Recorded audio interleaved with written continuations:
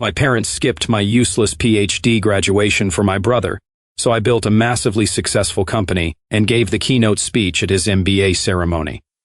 The text came on a Tuesday morning, May 3, 2022, 9:47 a.m. I was sitting in my campus apartment reviewing my dissertation one final time before my PhD defense the next day. 8 years of research on renewable energy applications in developing nations. 8 years of late nights, failed experiments, breakthroughs, setbacks, and finally, success. My phone buzzed. I smiled, thinking she was texting to wish me luck on my defense, maybe to confirm their flight details for my graduation ceremony on Saturday. Instead, I read, "Sarah, your father and I have decided not to attend your graduation. We need to be honest. We think you've wasted 8 years on something impractical. Your brother's MBA graduation is in 2 years, and that actually matters for his career. We're saving our time and money for that. Hope you understand." I stared at the screen for a full minute, then another text. "Also, we told everyone you're finally finishing school. They all asked what took so long. It's embarrassing explaining. You're still a student at 30. I set the phone down carefully. My hands were shaking. 8 years.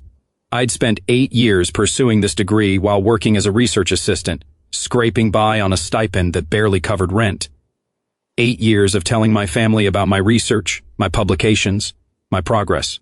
They'd never asked a single question about my actual work.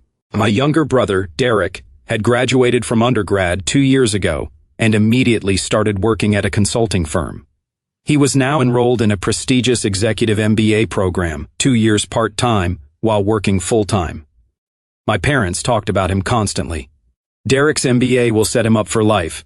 Derek's company is paying for his degree. Derek will be making 6 figures by 30. Meanwhile, I was the embarrassment, the one who kept going to school instead of getting a real job.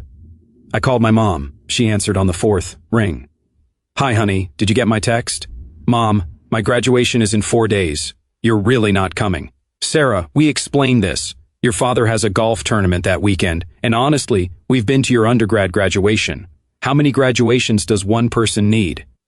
"This is my PhD, Mom. It's different. It's another degree that won't help you get a job," she interrupted. "Sweetheart, we love you, but we're worried. You're 30 years old with no career, no savings, no real prospects. Derek is buying a condo. What are you doing?" "I'm about to defend my dissertation. I'm about to become Dr. Sarah Mitchell." "And then what?" she asked. "Who's going to hire you? What are you going to do with a PhD in, what is it again?" "Environmental engineering with a focus on renewable energy systems." "Right. And how many jobs are there in that?" I closed my eyes. "Mom, I have a job lined up. I told you about it. That postdoc position." "Sarah, that's not a real job. That's more school." "It's a research position at Stanford. It pays $68,000 a year. Derek makes $95,000 plus bonuses," she said, "and he's only been working for 2 years. Everything always came back to Derek. "I have to go," I said. "My defense is tomorrow." "Good luck, honey. We do love you. We just want you to be practical." She hung up. I sat there in my empty apartment staring at my dissertation, Scalable Solar Microgrids for Rural Electrification in Sub-Saharan Africa. 347 pages, 4 years of field research, published findings in 3 major journals. Useless, according to my mother. My defense the next day went perfectly. My committee praised my work. Dr. Jennifer Hartley, my advisor, told me it was one of the best dissertations she'd seen in 20 years. "You should be proud," she said. "This research is going to change lives, Sarah." "Thank you," I said, trying to smile. She studied my face. "Your family isn't coming to graduation, are they?" I shook my head. "I'm sorry," she said gently. "For what it's worth, I'll be there and I'm proud of you." Saturday arrived. May 7th, 2022, graduation day. I put on my doctoral robes alone in my apartment. The heavy black gown, the velvet tam, the blue and gold hood representing my field. I looked at myself in the mirror. Dr. Sarah Mitchell. I had done it, despite everything I'd done it. The ceremony was at 2 p.m. at the university's main arena. Hundreds of graduates, thousands of family members filling the seats. I sat in the doctoral candidate section, about 40 of us total around me. I heard excited chatter, people pointing out their families in the crowd, parents waving, siblings holding signs. I looked up at the sea of faces and saw no one I knew. Dr. Hartley was sitting with the faculty, but that was it. When they called my name, Sarah Elizabeth Mitchell, Doctor of Philosophy in Environmental Engineering, I walked across that stage to polite applause from strangers. No one screamed my name. No one stood up. No one took photos. I shook the dean's hand, received my diploma, and walked off the other side. That was it. 8 years summed up in 15 seconds. After the ceremony, I stood outside the arena watching families celebrate. Flowers, balloons, tears of joy, parents hugging their graduates, telling them how proud they were. I got in my 12-year-old Honda Civic and drove back to my apartment. That night, I ate takeout Chinese food alone and updated my LinkedIn profile, Sarah Mitchell, PhD. My mom texted at 8:30 p.m. Did it go okay? Not congratulations, not we're proud of you, just did it go okay? I typed back, yes. She replied, good. Talk soon. That was it. Over the next 2 weeks, I packed up my apartment and moved to Palo Alto for my postdoc position at Stanford. Dr. Hartley had connected me with Dr. Robert Chin, who was running a groundbreaking lab focused on affordable, renewable energy for developing nations. The work was exactly what I wanted. Meaningful, innovative, challenging. I was developing solar microgrid systems that could be manufactured and installed cheaply in areas without reliable electricity. My parents called once during those first 3 months to tell me Derek had gotten promoted to senior consultant. He's really going places, my dad said. Making smart career moves. That's great, I said. How's your research thing going? It's going well. We just got approved for field testing in Kenya. Kenya? My mom's voice was skeptical. Why Kenya? Because 600 million people in sub-Saharan Africa don't have access to reliable electricity. My microgrids could change that. Silence. Then my dad. Well, that's nice, honey. Very noble. Derek's company just signed a contract with a Fortune 500 company. Big commission for him. I stopped telling them about my work after that. 6 months into my postdoc, something unexpected happened. I'd been collaborating with a small startup called Solar Reach that was trying to commercialize renewable energy solutions for developing markets. They'd been struggling. Great technology, terrible business model. The CEO, Michael Torres, called me in November. Sarah, we're going under. We've got maybe 2 months of runway left, but your microgrid design, it's revolutionary. If we could figure out how to scale it to make it profitable. I'm a researcher, not a business person, I said. You know what I mean. Just keep it professional. Don't make it about family stuff. Derek, do you actually know what I do at the museum? You work there, museum stuff. Look, I gotta go. Just don't make things weird, okay? He hung up. I sat there for a long moment, then pulled up the museum's website. My bio was prominently featured on the leadership page. Dr. Sarah Mitchell, Executive Director, PhD, Cultural Anthropology, Yale University, former Deputy Director, Metropolitan Museum of Art, Board Member, International Council of Museums, Author, Cultural Preservation in the 21st Century 2019 recipient, National Medal of Arts.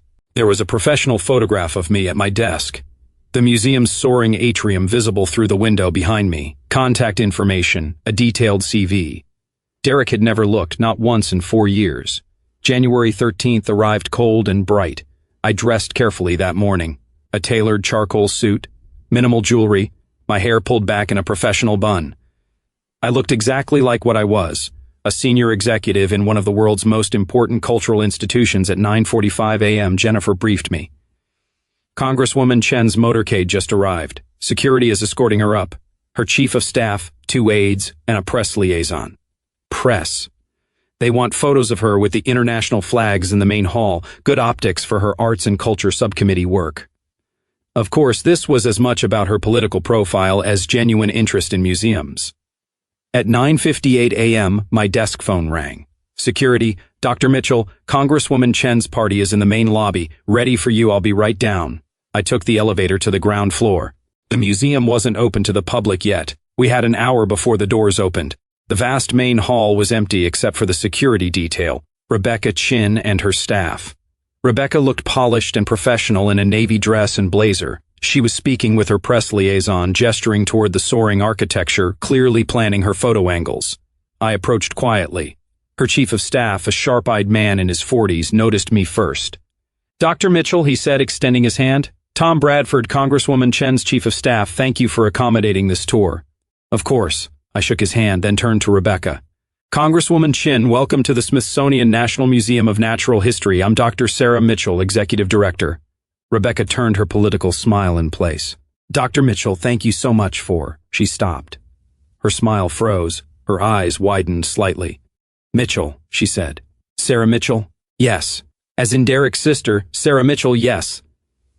The silence that followed was profound. Tom Bradford looked confused. The aides exchanged glances.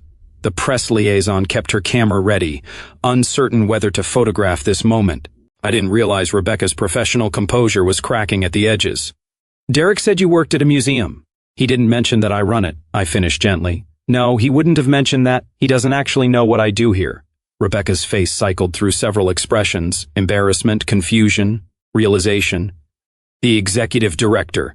You're the executive director of the Smithsonian Natural History Museum, one of 19 Smithsonian museums. Yes, this is my primary responsibility. Tom Bradford, to his credit, recovered quickly. Congresswoman, shall we begin the tour? Dr. Mitchell has generously set aside 2 hours for us. Yes, Rebecca said, but she was still staring at me. Yes, of course. I led them through the museum, starting with the main exhibitions. I explained our mission, research, education, preservation of 145 million specimens and artifacts representing the natural and cultural history of our world. I showed them our research facilities where hundreds of scientists conducted groundbreaking work in biology, geology, anthropology, and paleontology.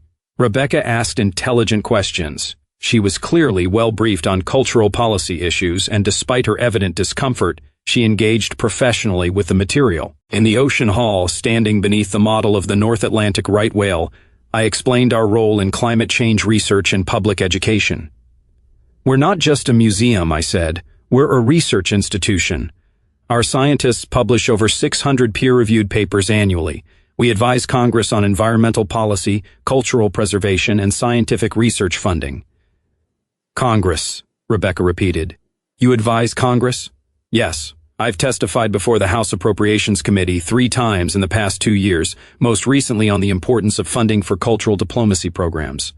Tom Bradford made a note on his tablet. The Congresswoman chairs the Subcommittee on Arts and Culture. I'm surprised your testimony didn't cross our desk. It may have, I said. I testified as Dr. Mitchell, Executive Director, not as Derek's sister. Rebecca flinched. We continued to the anthropology collections. I showed them artifacts from every continent, explained our repatriation programs for indigenous cultural objects, and discussed the ethical complexities of museum collections built during colonial periods.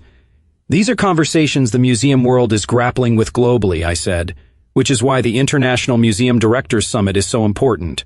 We need to coordinate our approaches to decolonization, climate change, digital access, and cultural preservation. The summit, Rebecca said. That's tomorrow night. Yes, the opening reception is at the National Gallery, but we're hosting several working sessions here over the following 3 days. 50 directors from 32 countries, and you're coordinating this. I'm the host director. Yes, I'll be giving opening remarks and moderating 2 of the panel discussions. We walked through the Butterfly Pavilion, the Hall of Fossils, the Human Origins exhibit. With each stop, I explained not just what visitors saw, but the research behind it, the educational programming, the community outreach, and the digital initiatives that brought our collections to millions of people worldwide. By the time we reached my office suite on the 3rd floor, Rebecca looked shell-shocked. Would you like to see where the administrative work happens? I asked. She nodded mutely. My office overlooked the National Mall. The walls were lined with books, anthropology texts, museum studies journals, cultural policy papers. My desk held neat stacks of reports, a framed photo of me receiving the National Medal of Arts from the President, and a small fossil ammonite my mentor had given me when I finished my PhD. This is where you work, Rebecca said, more to herself than to me. Yes, though I spend as much time in meetings, at donor events, testifying on the Hill, or visiting our research stations around the world. Tom Bradford was taking notes more frantically now. Congresswoman, this would be an excellent partnership opportunity. Dr. Mitchell's work aligns perfectly with your subcommittee priorities. Yes, Rebecca said faintly. I can see that Jennifer knocked and entered. Dr. Mitchell, the secretary's office called. They need your input on the French delegation's request. Tell them I'll call back in 20 minutes. Also, the director of the Louvre would like to schedule a pre-summit call with you this afternoon if possible. Dr. Mitchell has been named to Forbes's 30 Under 30 list, received the UN Sustainable Development Innovation Award, and has published groundbreaking research in renewable energy applications. She represents the very best of what a Stanford education can achieve, using business as a force for positive change in the world. My heart was pounding. Please join me in welcoming Dr. Sarah Mitchell. I walked onto that stage into blinding applause. The screens showed my face, my name, my credentials. I walked to the podium, looking out at 427 graduates and thousands of family members. And there in section 114, row 22, I saw them. My mother standing up to applaud, frozen mid-clap, her mouth open, her face white. My father beside her, gripping the armrest of his seat, staring. Derek in the graduate section, on his feet with everyone else, his face a mixture of shock and something else, pride, maybe. My mother grabbed my father's arm exactly like in my imagination. Her knuckles were white. I smiled and began my speech. Thank you, Dean Morrison, for that incredibly generous introduction, and congratulations to the MBA class of 2026. You've worked incredibly hard to be here today, and you should be proud. My voice was steady, strong, nothing like the uncertain grad student who'd walked alone across a stage 4 years ago. 4 years ago, I stood on a different Stanford stage receiving my PhD. It was the culmination of 8 years of research, thousands of hours of work, and more failed experiments than I can count. I paused, looking directly at section 114. My parents didn't come to that graduation. They told me my PhD was impractical, a waste of time. They said my 8 years of education didn't matter because it wouldn't lead to a real career. The stadium was silent. They weren't entirely wrong. A PhD doesn't guarantee success, it doesn't guarantee wealth, it doesn't even guarantee you'll find a job in your field. I saw my mother's hand go to her mouth. But here's what my PhD did give me. It gave me the skills to solve complex problems. It taught me how to think critically, how to fail productively, how to persist when everyone says something is impossible. It gave me the foundation to build something meaningful. I clicked to my first slide, a photo of a village in Kenya lit up at night by our microgrids. This is Kibra, a village outside Nairobi. 2 years ago, this village had no electricity. Children studied by candlelight. The medical clinic couldn't refrigerate vaccines. Small businesses closed at sunset. Next slide. The same village transformed. This is Kibra today, using technology one developed during my PhD research. We installed a solar microgrid that powers the entire village. Children can study after dark. The clinic saves lives with refrigerated medicine. Businesses thrive into the evening. Next slide. More villages, more transformed lives. Solar Reach now powers 200,000 homes. That's roughly 1 million people whose lives have fundamentally changed because of impractical academic research. I look back at my parents. My mother was crying. My father's jaw was tight. I'm telling you this not to brag, but to make a point. Success isn't just about salary or status. It's not about picking the safe path or doing what others expect. I clicked to a slide showing our company growth. Yes, Solar Reach is valued at $420 million. Yes, we've raised over $100 million from investors. Yes, by conventional measures, we're a successful company. Next slide. Back to the villages. But that's not why I do this work. I do it because a child in Tanzania can now do her homework after sunset. Because a medical clinic in rural India can save lives. Because families across 6 continents have opportunities they never had before. I paused, gathering my thoughts. Many of you graduates will go on to impressive careers, high salaries, prestigious titles, corner offices, and that's wonderful. There's nothing wrong with success. I look directly at Derek now. But I challenge you to also think about impact, about purpose, about using your Stanford education, your privilege, your skills, your opportunities to make the world genuinely better. Derek was staring at me with an expression I couldn't read. Because here's the truth. The work that matters most is often the work that looks impractical at first. The research that goes nowhere for years before it breaks through. The startup that nearly dies 5 times before it succeeds. The path that makes your parents worry because it's not safe or conventional. My voice softened. Some of you have families here who don't fully understand what you've accomplished. Who measure success only in dollar signs. Who compare you to siblings or friends or neighbors. I saw my mother wipe her eyes. That's okay, you don't need their approval. You need your own conviction. You need to believe that the work you're doing matters even when no one else sees it yet. I clicked to my final slide. Our company mission statement, power for people, purpose for profit. In closing, I want to say this. Your MBA gives you tools. What you build with those tools is up to you. You can build wealth. You can build status. You can build security. I smiled. Or you can build something that changes lives, something that solves real problems, something that matters in ways that can't be measured by quarterly earnings. I looked out at all 427 graduates. You're some of the most talented, educated, privileged people in the world. Don't waste that privilege on work that doesn't fulfill you. Don't spend your life chasing someone else's definition of success. Final pause. Find the problem that breaks your heart, then fix it. That's what your education is for. I stepped back from the podium. Congratulations, class of 2026. Thank you. The stadium erupted in applause, a standing ovation. Thousands of people on their feet, but I was only watching 3. My mother was sobbing into my father's shoulder. My father was staring at me like he'd never seen me before. And Derek was clapping, his face split in a huge grin, shaking his head in amazement. I walked off the stage. Dean Morrison grabbed my hands backstage. That was extraordinary, absolutely extraordinary. We've never had a response like that. Thank you, I said, but I barely heard her. My mind was racing.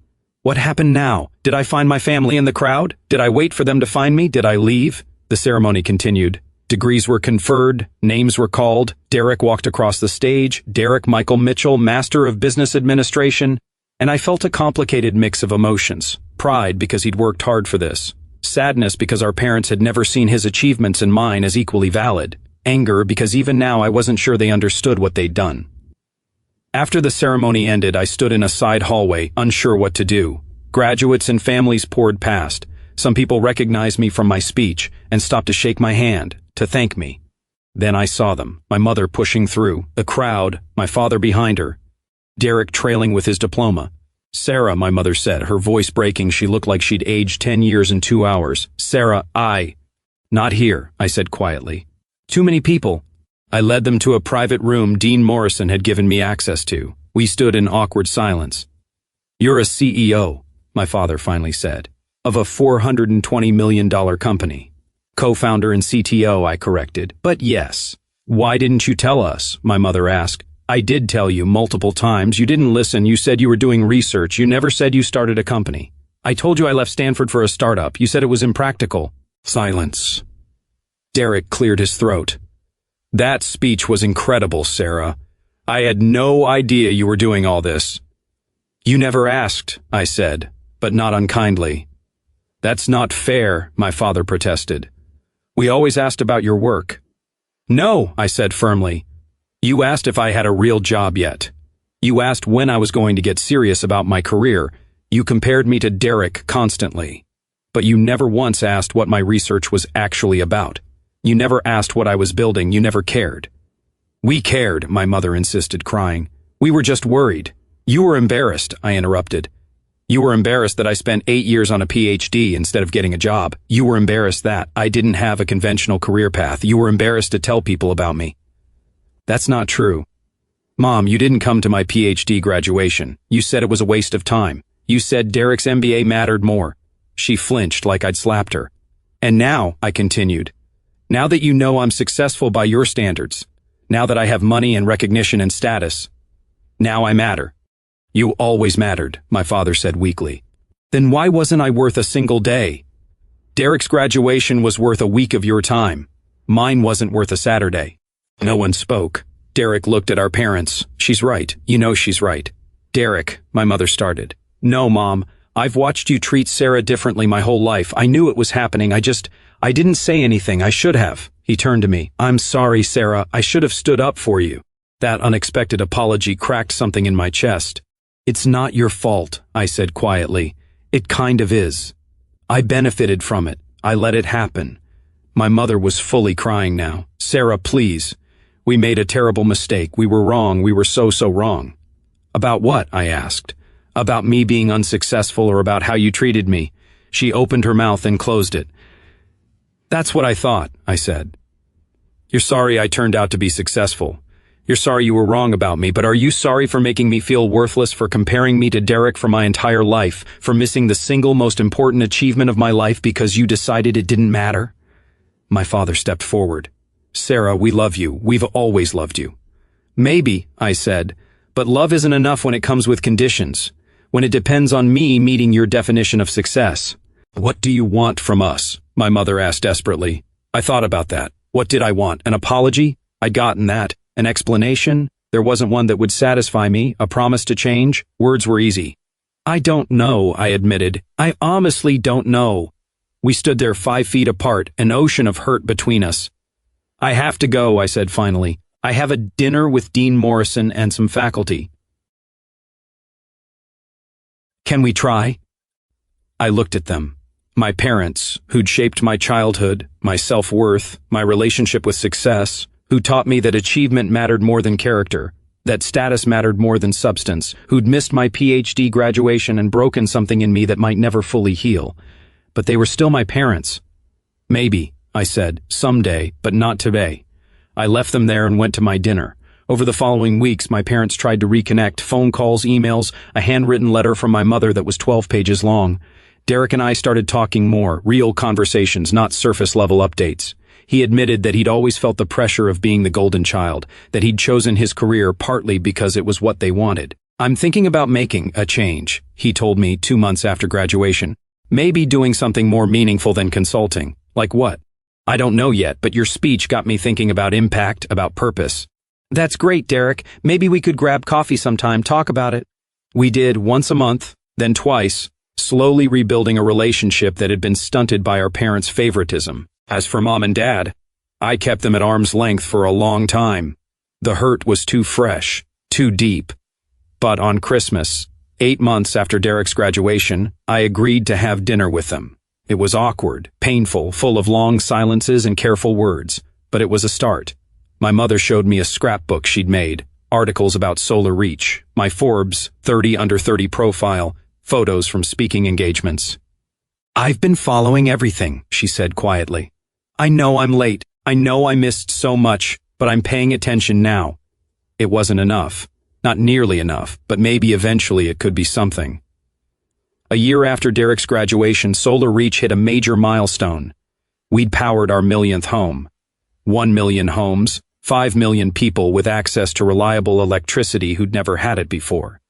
Michael and I stood in our office looking at the map showing all our installations spread across 47 countries. We did it, he said.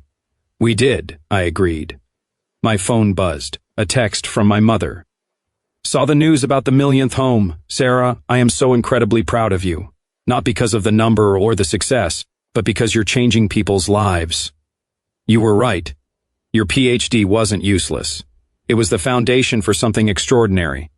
I'm sorry it took me so long to see it. I stared at the text for a long time. Then I typed back, "Thank you, Mom." It wasn't forgiveness.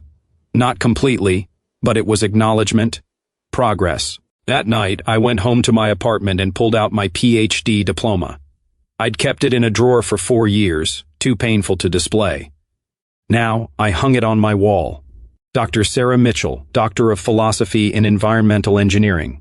Not useless, never useless. The foundation for everything I'd built, everything I'd become. I thought about that lonely graduation day, sitting in the arena, watching families celebrate while I sat alone, walking across the stage to silence.